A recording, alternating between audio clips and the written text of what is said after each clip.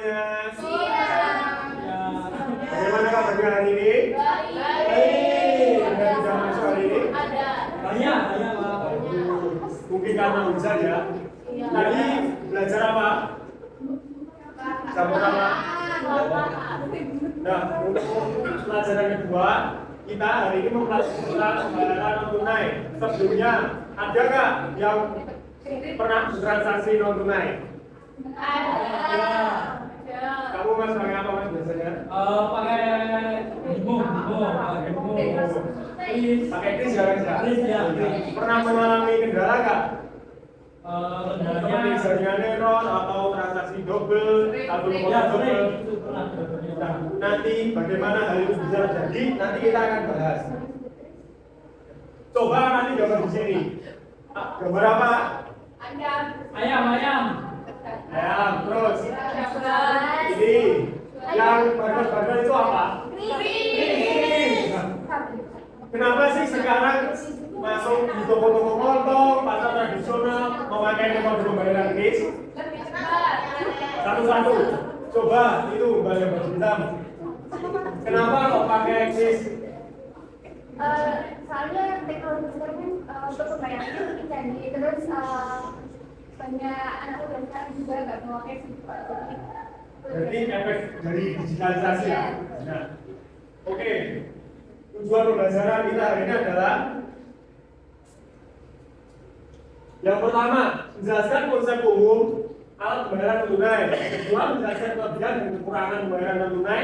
Yang ketiga, menyelesaikan studi kasus sederhana tentang penggunaan pembayaran non tunai. Nah, nanti alur pembelajaran kita akan saya bentuk kalian menjadi 4 kelompok yang beranggotakan 5 sampai 6 anggota. Nanti masing-masing kelompok akan ada studi kasus yang harus kalian pecahkan. Oke, kita mulai ya. Silakan untuk yang perempuan dulu berhitung 1 sampai 4. Mulai dari sini. 1, 2, 4. 1, 2, 3, 1, 2.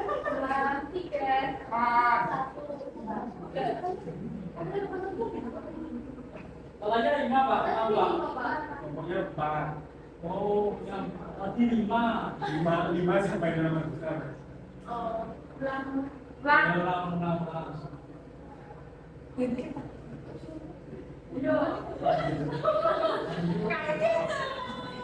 Nah, silakan masuk guys. Sekarang yang lagi-lagi, silakan mas. Ya. Kelompok hitung. 1, 2, 3, 4. Nah, taruhnya 4, selanjutnya 4, silakan untuk kelompok 1 di sini, kelompok 2 di sini, kelompok 3 di pojok kiri, kelompok 4 di pojok kanan. Silakan mulai moving.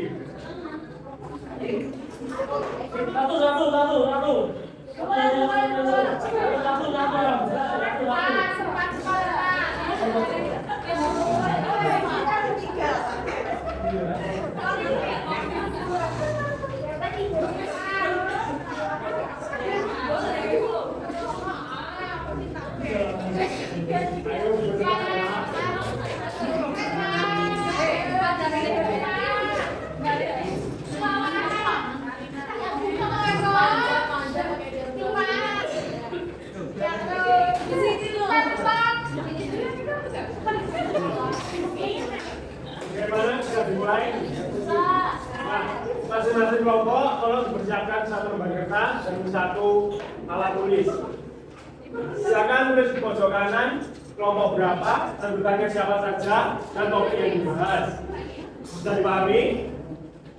Bisa.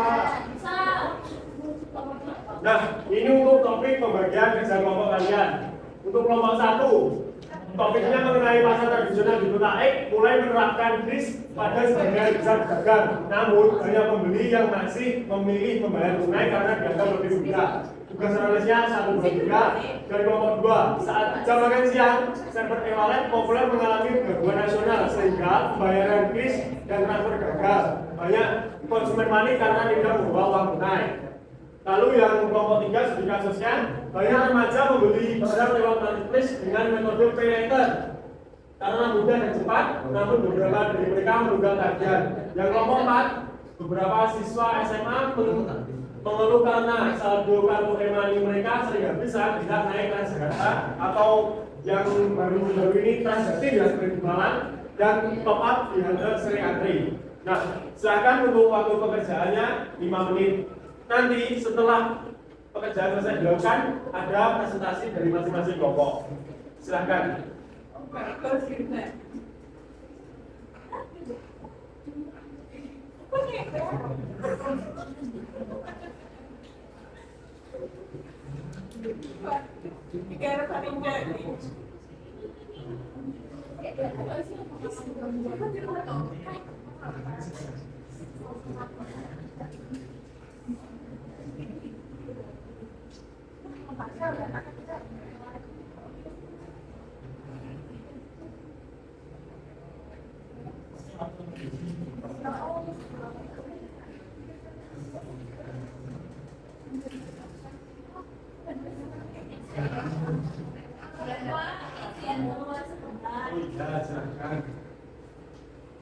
Silakan Mas.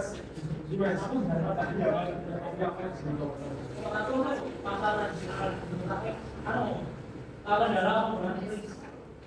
Kira-kira dari kamu sendiri akan masalahnya apa Mas?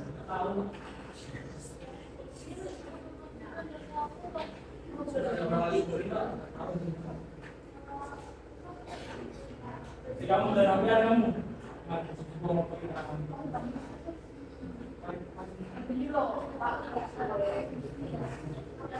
Ya, Pak. Silakan lanjut.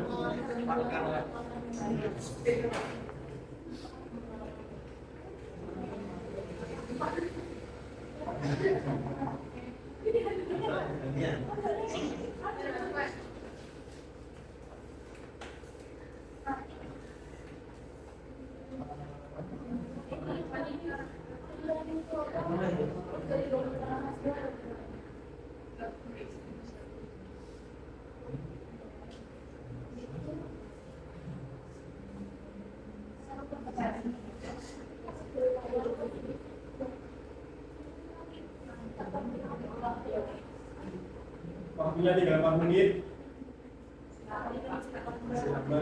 Silakan dipikirkan secara matang-matang.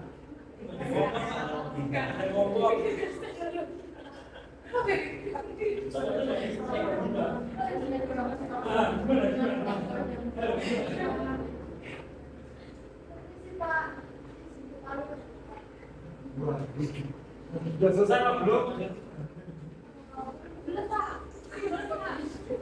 Tidak. Ayo Pak juga mau ya. Ya.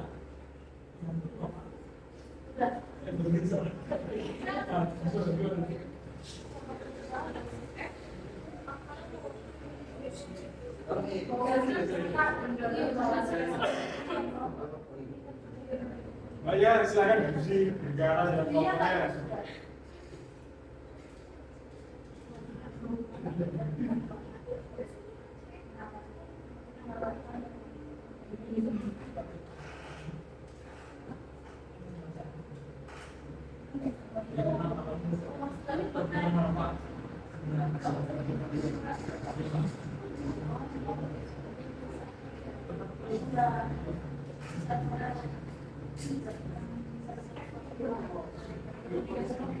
Ada yang mengalami kesulitan? Belum. Silakan lanjut.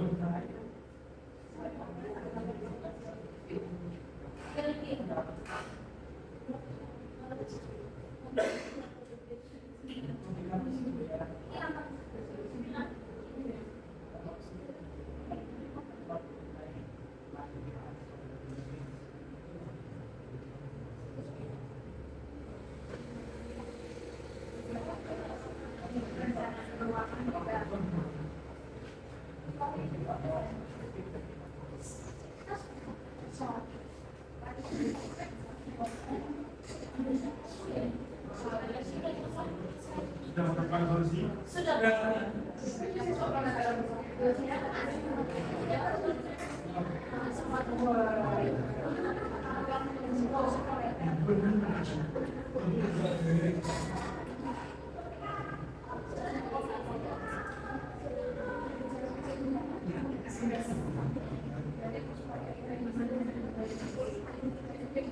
Ada yang sudah selesai?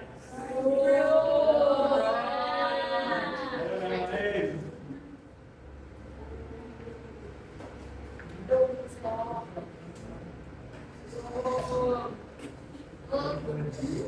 Kurang berapa? Kurang 3 menit.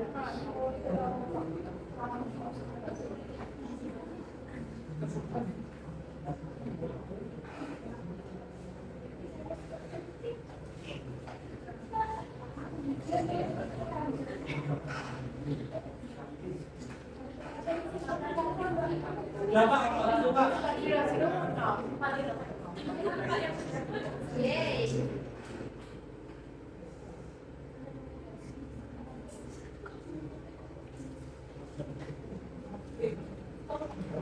Kelompok 2 sudah? Kelompok 3 bagaimana? Satu ya, silakan. Manfaatkan waktu yang sisa.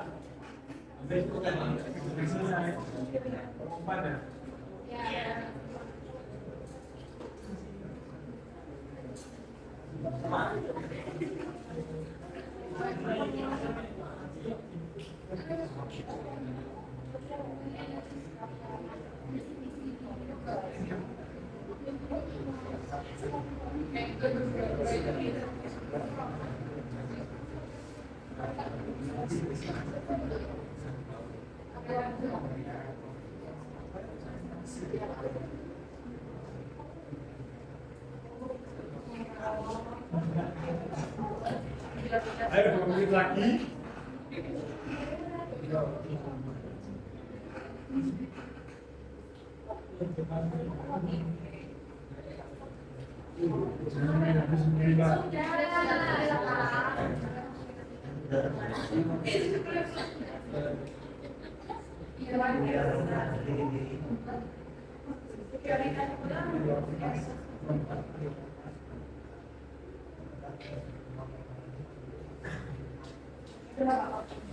Kelompok 3 sudah?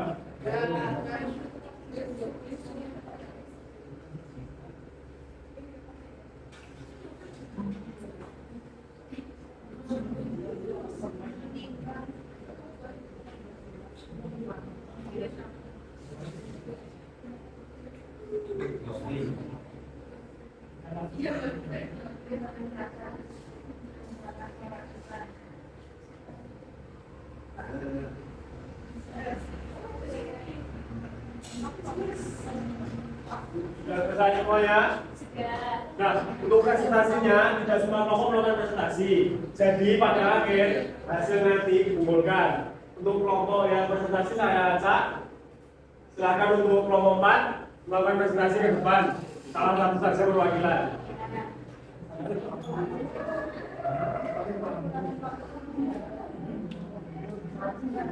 Oke, baik.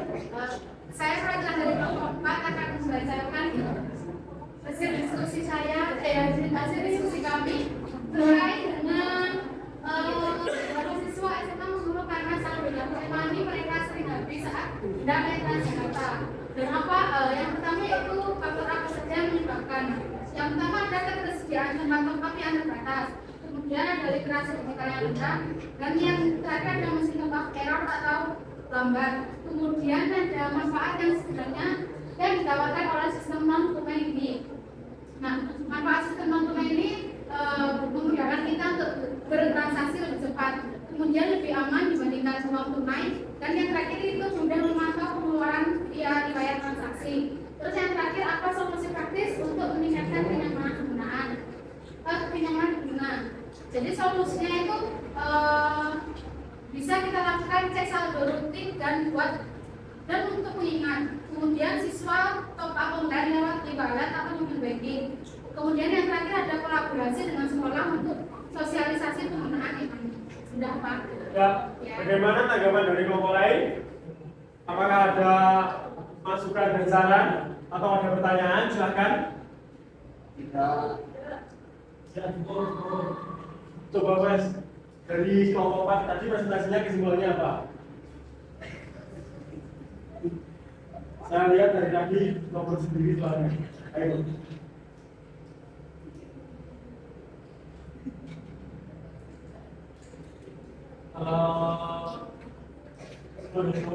tadi yang bilang mungkin untuk faktornya itu karena tidak ada kesadaran ya.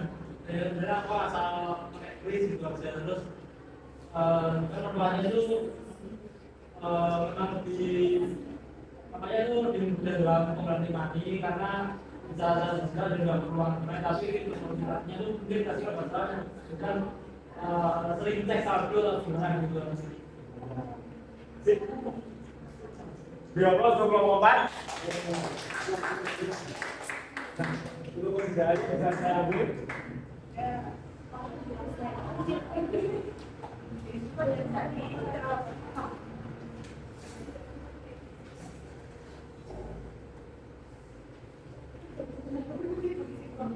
Nah, ini saya lihat dari pekerjaannya semua sudah sangat bagus, sangat baik bagaimana cara menghadapi solusinya dan menemukan faktor-faktor apa saja. Nah, lalu apa sih pembayaran non tunai itu? Ada yang bisa menjelaskan? Coba salah satu. Coba Mas yang pakai kacamata. Apa pembayaran non tunai itu? Oke, izin dijawab. Ya, silakan. Pembayaran non tunai itu alat pembayaran yang mana berupa bisa menggunakan e-money, kemudian bisa menggunakan transfer lewat HP. Ya, digital ini. Berarti pengabdesi digitalisasi ada. Betul.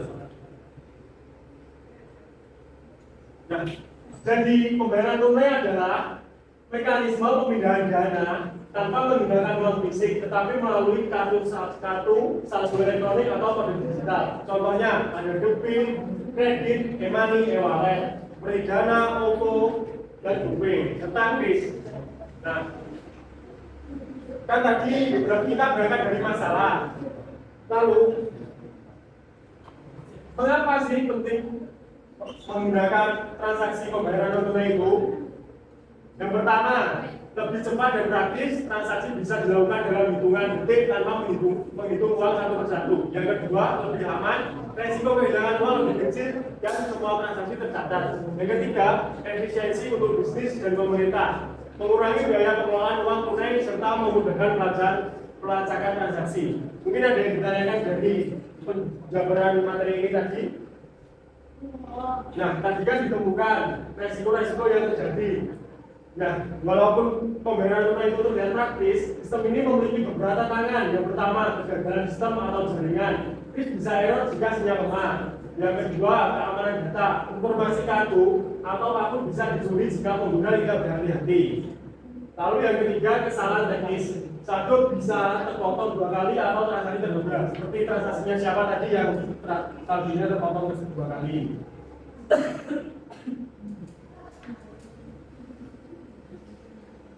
Nah, selanjutnya cara mengatasi masalah. Silahkan Mbak yang pakai kacamata, silahkan dibaca. Jadi cara mengatasi masalahnya itu yang pertama ada jika jaringan lemah, gunakan opsi lain atau tidak terbit atau meminta merchant request sistem. Lalu yang kedua, jika sudah terpotong 2 kali, itu bisa menyimpan bukti transaksi dan hubungi customer service e-wallet atau bank. Biasanya data dikembalikan secara otomatis. Lalu yang ketiga, jika terjadi datanya dicuri, itu gunakan hanya platform resmi, aktifkan kode OTP dan hindari klik link tidak dikenal. Dan yang terakhir untuk UMKM, itu pastikan punya perangkat yang stabil dan channel transaksi yang rutin di backup. Oke.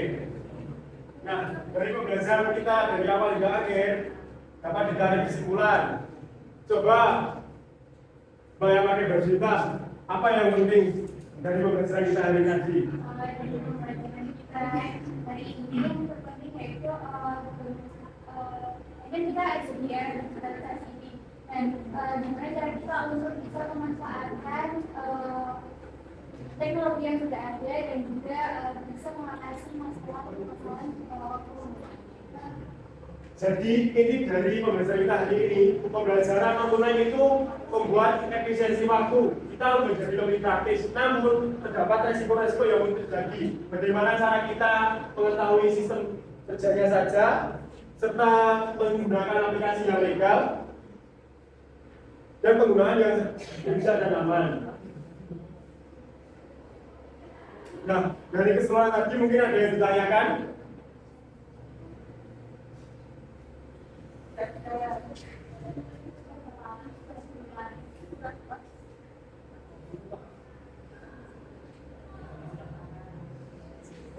Nah, oke, jadi kesimpulannya itu tadi ya. Kita cukupkan untuk pembelajaran hari ini tadi.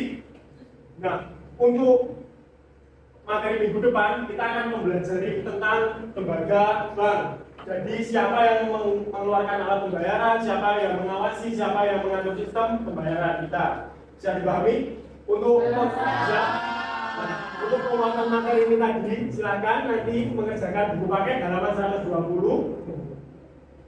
Dikumpulkan minggu depan. Nah, sekian pembelajaran hari ini. Sekian dari saya. Wassalamualaikum warahmatullahi wabarakatuh.